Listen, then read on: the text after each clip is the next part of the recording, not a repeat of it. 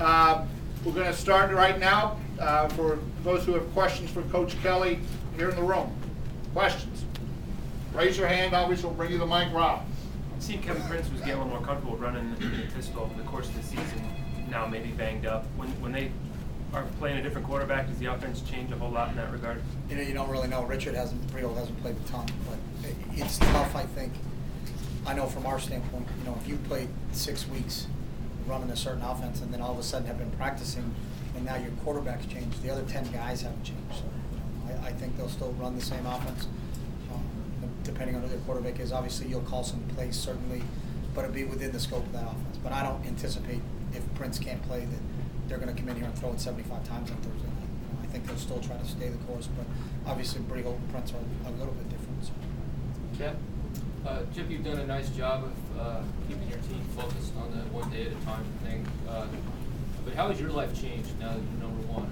I'm assuming there's more media requests and that kind of thing. Now we have a great sports information director who shows from a lot of different things. So it really hasn't changed. There are other weeks I had more media requests, honestly, I think 3 weeks ago than we had this week. For the Stanford game, we had more media requests than we did this week. So maybe people actually listen to me. Rob? Raheem Moore, 10 picks last year. Yeah. I think he's got 1.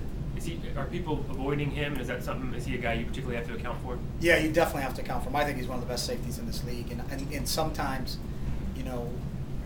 when you're getting a lot of balls thrown at you, you get a lot of production in the secondary. And some of the most productive players don't get any action. Deion Sanders was in the league. He didn't lead the league in interceptions, but no one threw the ball his way because he could shut it down. I think the same thing happens with the Jets with Revis. They try to throw it somebody else. So, but he is really the quarterback of that defense and running everything from the safety spot there. And he's as good as any DB.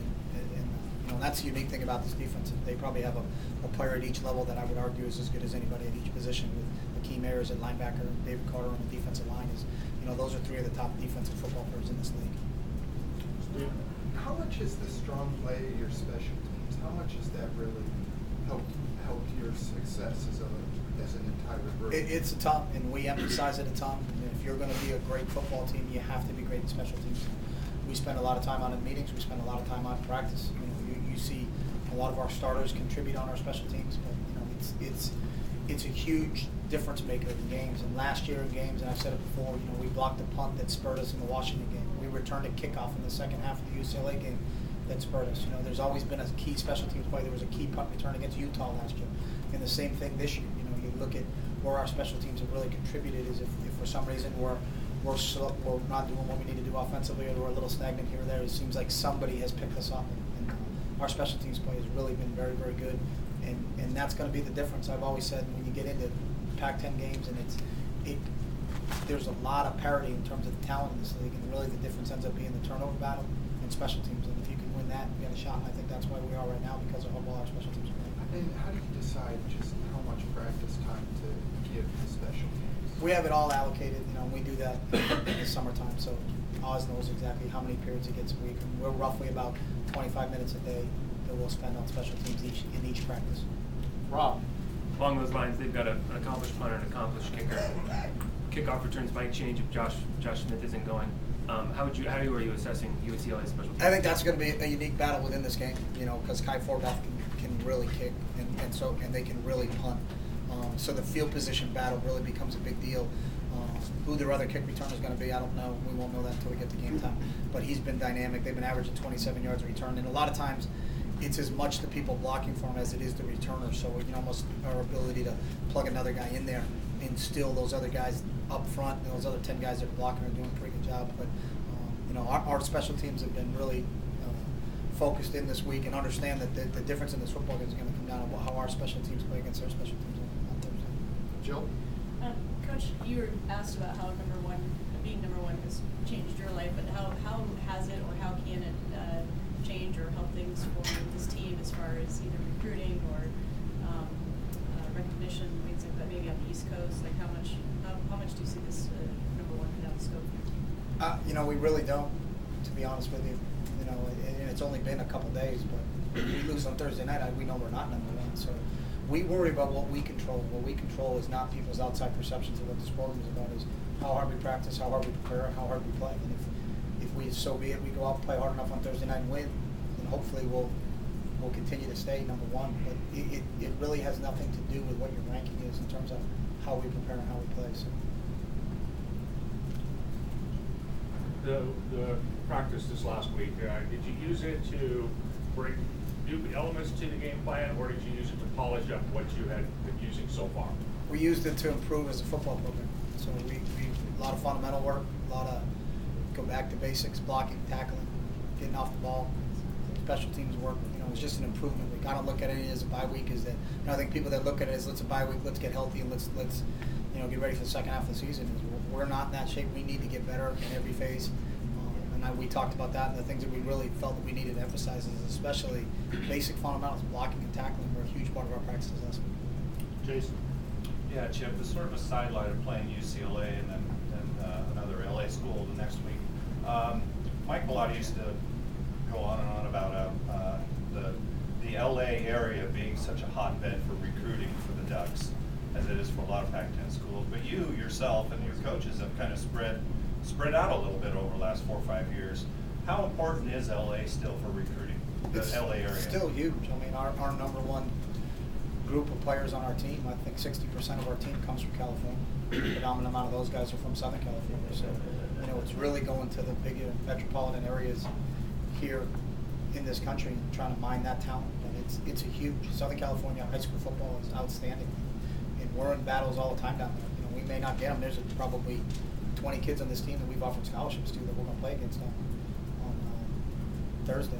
But all those guys are real familiar faces with our coaches. We have almost every one of our assistant coaches has a part of California as their recruiting area, along with other places. But California is huge for us, and always will be. Fact that it's a Thursday game midweek while school is in session, how does that affect just your normal game day schedules?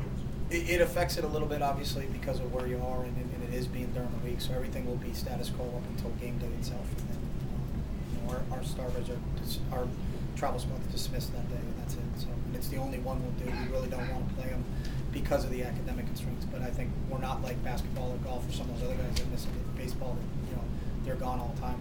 If it's one day, we'll do it. But we're not going to make a habit of playing midweek games on and on and on. Do you miss a couple meetings that you might otherwise do or anything like that, or you still find a way to fit those in game day? What do you mean? Do you have game day meetings or anything that you Yeah, but that's the same because our players are excused that day, just on game day. Oh, it's excuse me. Yeah. Steve? Coach, with that LA recruiting, how important is it to play in LA for those games? How would that affect it if, say, next year you don't play games in LA? I don't know.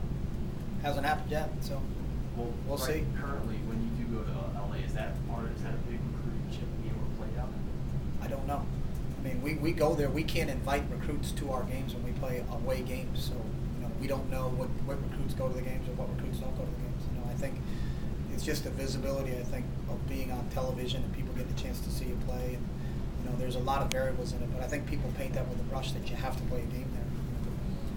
I don't really have that answer because we've never not been there. So. Also, with the message that you try to instill to your players, especially right now when you're number one, how much of your job would you say is mental in terms of make sure those players buy into that message? How much time would you say you need to spend on that? We don't spend a lot of time on it. I think our players understand our culture in terms of what we want to accomplish. And, if we literally have not talked, I never said anything about these are the rankings. We've never talked about the rankings. So it's not like all of a sudden when we've gotten to number one, like, oh, wait a second, I got to call a team meeting and talk about it. I think if I called the team meeting to talk about what our ranking is, our players would think something was wrong. Like, well, why is he addressing this? Because we've never addressed it before. Because it really, at this point in time, whether you're me or you're Bob Stoops or you're Chris Peterson or whoever, being ranked at this point in time doesn't really mean anything until the end. Does it mean something because we're up towards the top? Yeah. I mean, if we were 40th right now, we probably wouldn't have a chance to go there. But, the way this deal's set up, it's a playoff system. And we got 6 games left, and if we lose one, we're out. So. Len, we're going to go to the phone lines. Those of you who have a question, please press *1 on your telephone keypad, and we'll wait for your question. The first question comes from the line of Steve Summers. Coach, maybe by the time there's not been a lot of talk about the scout team and particularly the districts, you made up a lot of the redshirt freshman. Who's one of some players that are on the scout team that have been doing well this year? By design. I just haven't been asked about the scout team. I think Brian Bennett does a great job.